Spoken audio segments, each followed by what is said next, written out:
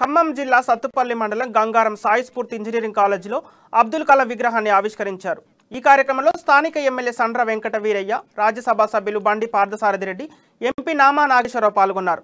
అబ్దుల్ కలాం అంటే సైన్స్కు పెట్టిన ప్రతీక అని, ఈ సైన్స్ కాలంలో విద్యార్థులకు ఆయన ఒక దిశానిర్దేశమని రాజ్యసభ సభ్యులు బండి పార్థసారథి రెడ్డి తెలిపారు.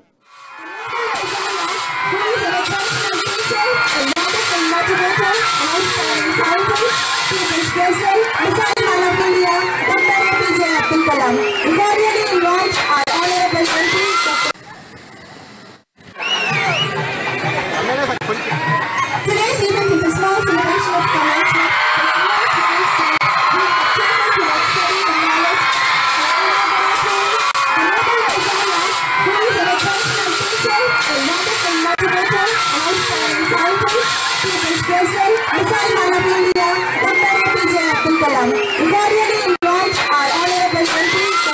మీ అందరి తరఫున సాయి స్ఫూర్తి తరఫున థ్యాంక్స్ చెప్తున్నాను.